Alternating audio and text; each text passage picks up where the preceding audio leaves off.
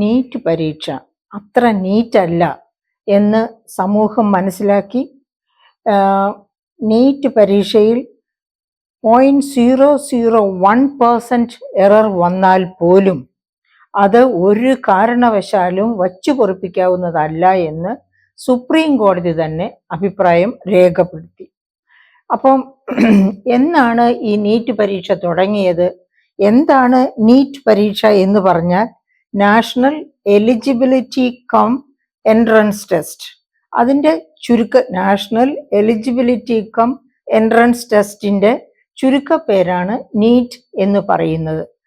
അത് നടത്തുന്ന ഏജൻസിയോ national testing ഏജൻസിയാണ് അത് നടത്തുന്നത്. NTA നാഷണൽ ടെസ്റ്റിംഗ് ഏജൻസിയാണ് അത് നടത്തുന്നത്. എന്നാണ് ഈ നാഷണൽ ടെസ്റ്റിംഗ് ഏജൻസി നിലവിൽ വരുന്നത്? 2017 അതായത് BJP ഗവൺമെന്റിന്റെ ആദ്യ ഭരണകാലത്താണ് ഈ നാഷണൽ ടെസ്റ്റിംഗ് ഏജൻസി പ്രവർത്തനം ആരംഭിക്കുന്നത്. ഒട്ടുമിക്ക ടെസ്റ്റുകളും ഇപ്പം national eligibility cum entrance test NEET medical രംഗത്തേക്കുള്ള കുട്ടികളെ, അതായത് സത്യം പറഞ്ഞാൽ ഇപ്പോൾ നീറ്റ് എത്തി എങ്ങനെ എത്തിയിരിക്കുന്നു? പണക്കാരുടെ മക്കൾക്ക് മെഡിക്കൽ രംഗത്തേക്ക് ചാടി കയറാനുള്ള ഒരു കുറുക്കു വഴിയായിട്ടാണ് നീറ്റ് എത്തിച്ചേർന്നിരിക്കുന്നത്. വേറെ ഏതൊക്കെ പരീക്ഷകളാണ് ഇത് നടത്തുന്നത്? JEE മെയിൻ പരീക്ഷ, CUET UG പരീക്ഷ, UGC നെറ്റ് പരീക്ഷ, ഇതൊക്കെ നടത്തുന്നത് ഈ നാഷണൽ ടെസ്റ്റിംഗ് ഏജൻസി തന്നെയാണ്. അതായത് ലോകത്തിലെ ഏറ്റവും പ്രധാനപ്പെട്ട ഒരു ഏജൻസി എന്ന് വേണമെങ്കിൽ പറയാം.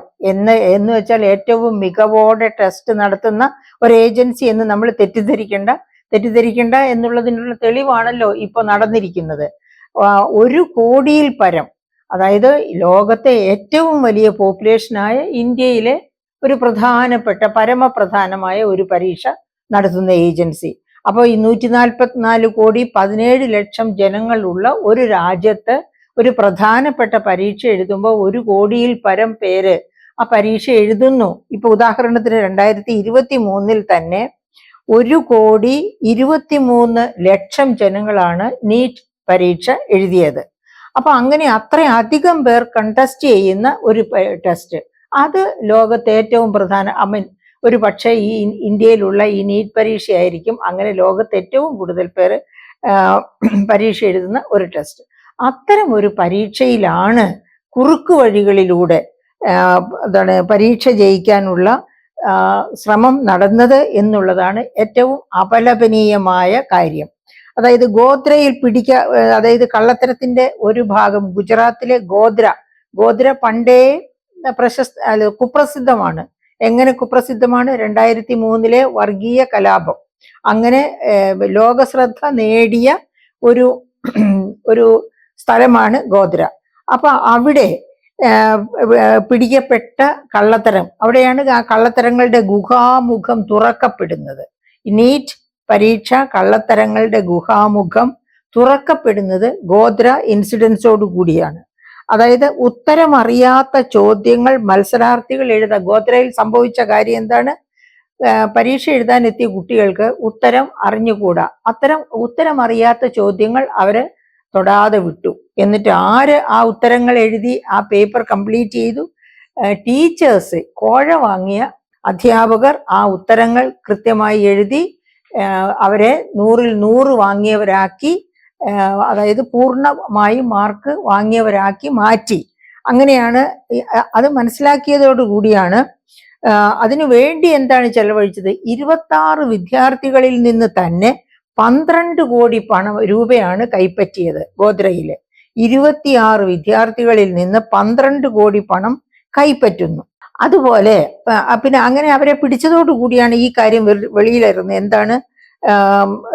അതാണ് 6 വിദ്യാർത്ഥികൾക്ക്, ഗോദ്രയിൽ തന്നെ 6 വിദ്യാർത്ഥികൾക്ക് 720 മാർക്കും കിട്ടുന്നു. ഈ നീറ്റ് പരീക്ഷയ്ക്ക് ആകെ കിട്ടുന്ന മാർക്ക് എന്ന് പറഞ്ഞാൽ 720 മാർക്കാണ്. അത് 720 കിട്ടിയ 6 വിദ്യാർത്ഥികൾ ഈ സ്ഥലത്ത് തന്നെ ഉണ്ടായിരുന്നു. ആകെ കൂടി, അതായത് ഈ പ്രാവശ്യം പരീക്ഷ എഴുതിയ കുട്ടികളിൽ നിന്ന് മുഴുവൻ മാർക്കും കിട്ടിയ കുട്ടികൾ 67 പേരുണ്ടായിരുന്നു. സാധാരണ 2017 മുതൽ ഈ പരീക്ഷ നടത്തുന്നതാണ്.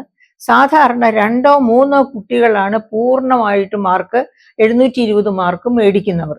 ഈ പ്രാവശ്യം 720 മാർക്ക് മേടിച്ചവർ തന്നെ 67 പേർ വന്നു.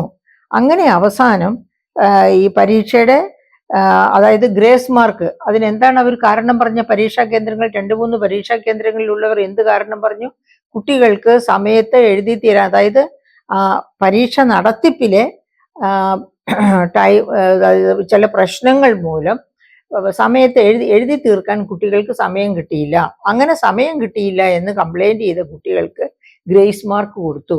അങ്ങനെയാണ് 67 പേര് ഫുൾ മാർക്കോടുകൂടി ജയിക്കുന്നത് എന്നാണ് അവർ ഉത്തരം കൊടുത്തത്. എന്തായാലും അന്വേഷിച്ച് ഈ സംഗതി, ഇതിൽ അപകടമുണ്ട്, ഇതിനകത്ത് അഴിമതി നടന്നിട്ടുണ്ട് എന്ന് മനസ്സിലാക്കിയതിനെ തുടർന്ന്, എപ്പോഴാണ് മനസ്സിലാക്കിയത്?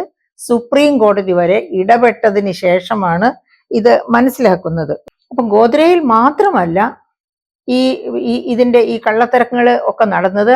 അവരൊരു ഗ്രൂപ്പായിട്ടാണ് ബീഹാറിൽ 30 ലക്ഷം രൂപ വരെ വാഗ്ദാനം നൽകിയാണ് ക്വസ്റ്റ്യൻ പേപ്പർ ചോർത്തി കൊടുത്തത്.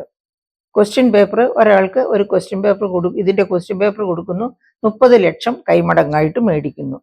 അതുപോലെ തന്നെ ബീഹാറിലെ ലേൺ ആൻഡ് പ്ലേ എന്ന സ്വകാര്യ സ്കൂളിൽ വിദ്യാർത്ഥികൾ ചോദ്യങ്ങൾ കാണാതെ പഠിക്കുന്നതിന്റെ വീഡിയോ ദൃശ്യങ്ങൾ പുറത്തു വന്നു.